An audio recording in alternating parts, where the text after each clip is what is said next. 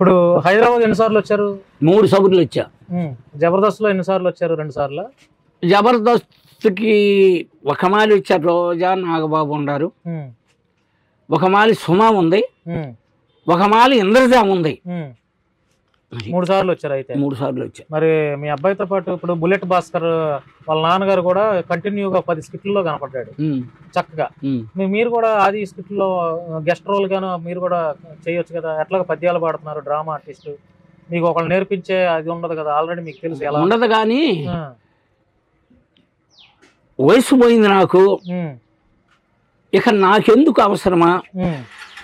మా పిల్లోడు మా నాన్న మా ఓళ్ళు మీ ఓళ్ళు అని అది కాదు వాడిది. వాడి న్యాయం అలాదుకుంటది. ఏ మమ్మల్ని రోజు దేశపోగల శక్తి ఉంది వాడి దగ్గర, కానీ బొట్టుగా ఉంటాడు ఎరగనట్టే. అంత ఇది పడేవాడు కాదయ్యా. మరి ఇంకా అంతకు మంచి ఇక నన్ను ఏం చెప్పమంటారయ్యా? నోరు లేనోళ్ళు.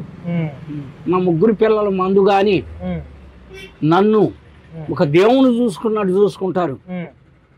3లో ఎవరంటే ఇష్టం మీకు? ఆది ఇష్టమా లేకపోతే మిగతా 2 పిల్లలు ఇష్టమా? 3 ఇష్టమే. ఎక్కువ ప్రేమ ఎక్కువ అంటే ఆది వల్లే మీకు మంచి గౌరవం, మీ ఊరికి మంచి పేరు, మా ఊరికి కాబట్టి. వాడు మంచోడయ్యా.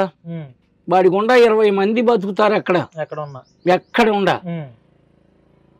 అవును, అంతవరకు తెలుసు. జబర్దస్త్ లో వెంకీ మంకీస్ ఉన్నాడు, చమ్మక చంద్ర, రాకెట్ రాఘవ, ఇలాగా వేణు వండర్స్ చాలా మంది ఉన్నారు. కూడా ఆది వల్లే, ఆది వేసే స్కిట్ల వల్ల జబర్దస్త్ కాస్త అది చాలా ఎక్కువ హైప్ వచ్చింది. అంటే ఏమంటారు మీరు? నిజం ఒప్పుకుంటారా? జబర్దస్త్ అనేది మీరైతే నేనా అంటే నీకు తెలీదా? అంటే నాకు తెలుసు. నేను మీ ఆది ఫాదర్ గా, ఆది తండ్రిగా నేను మిమ్మల్ని అడుగుతున్నా. నన్ను అడుగుతున్నావు? నేనేం ఎచ్చలోని కాదు, వాళ్ళందరూ మంచోళ్ళే. అది అంటే ఆది వల్ల మాత్రమే అది పైకి లేచింది అనేది అది కాదు. ముందు అది కాదు, అది నీకు తెలుసు. కాకపోతే నా శాతం మాట్లాడిద్దామని నువ్వు ఉండవు. అట్లా ఏం లేదు. కానీ జబర్దస్త్ లో ఇన్ని స్కిట్లు చాలా మంది టీమ్ లీడర్స్ ఉన్నా కూడా 1-2 స్కిట్లు లేకపోతే ఒక కొడతారు. అట్లాగా మీ అబ్బాయి ఎన్ని స్కిట్లు చేసినా కంటిన్యూగా మీ అబ్బాయి స్కిట్లు కొట్టేవాడు, జడ్జిల చేత గిఫ్ట్ తీసుకునేవాడు. ఇది ఎట్లా అనిపిస్తుంది మీకు? నా సంగతి ఎందుకు నువ్వు చెప్పు.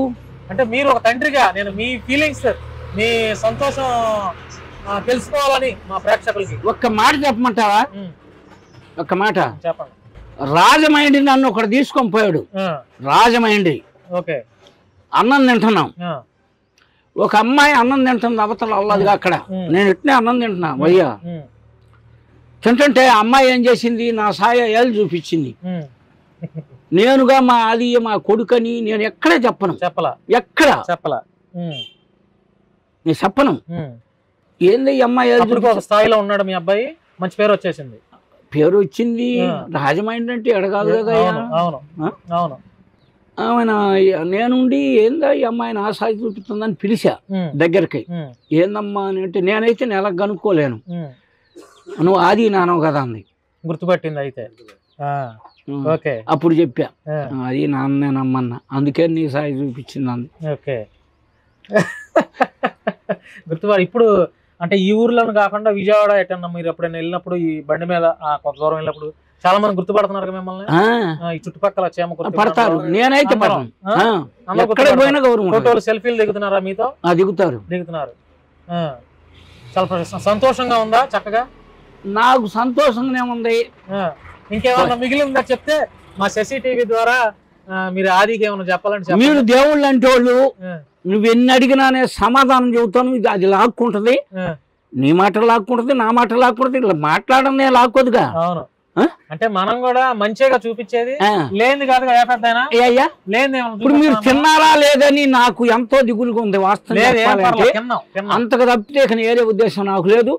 నువ్వు దుమ్ముగా అడుగుతుండే దుమ్ముగా సమాధానం చెబుతాను, ఇబ్బంది ఏం లేదు.